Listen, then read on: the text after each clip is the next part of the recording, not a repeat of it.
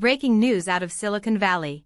And this one is sending shockwaves through the global AI community. OpenAI has just locked down access to its newest ChatGPT model.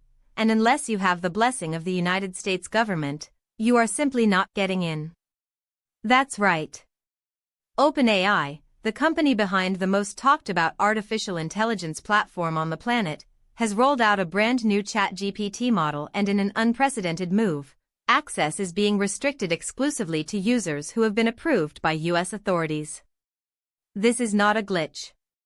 This is not a beta testing limitation. This is a deliberate, calculated decision that is raising enormous questions about the future of AI, national security, and who actually gets to benefit from the most powerful technology ever created. Let's break down what we know right now. OpenAI has introduced this new model with what appears to be strict gatekeeping protocols tied directly to US government approval processes. What that means in practice is that individuals, researchers, organizations, and companies operating outside of this approved framework, whether they're sitting in London, Tokyo, Mumbai, or Sao Paulo, are being told, in no uncertain terms, that this door is closed to them, at least for now. Now, why would OpenAI do this? The answer almost certainly traces back to escalating concerns around national security and the global AI arms race. We are living in a moment where artificial intelligence isn't just a productivity tool, it is a geopolitical weapon. Governments around the world, particularly the United States and China, are in a fierce battle to dominate AI supremacy, and the technology powering ChatGPT sits right at the center of that battle.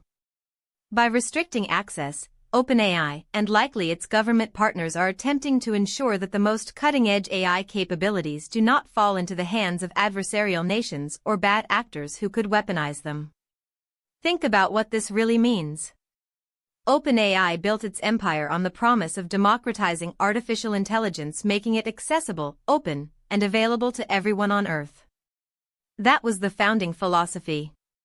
The name itself, OpenAI, carries that promise right in the title. And now, we are watching a dramatic pivot where the most advanced version of that technology is being placed behind a wall that only Washington can unlock. The irony here is impossible to ignore. This move also raises critical questions about the relationship between OpenAI and the US government.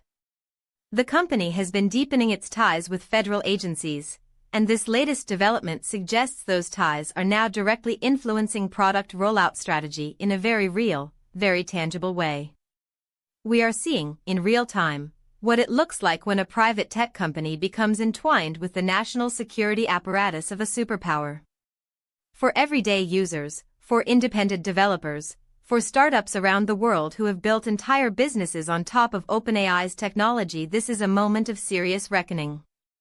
Will this restricted model eventually trickle down to broader access? Will other countries demand their own sovereign AI models in response? Will this spark a fresh wave of international AI regulation and retaliation? And here's what makes this story even bigger: OpenAI is not the only company watching this playbook closely. Google, Anthropic, Meta, every major AI player is paying attention to how this unfolds, because the decisions being made right now about who controls AI access will define the architecture of global power for the next several decades. The internet was supposed to connect the world. AI was supposed to elevate it.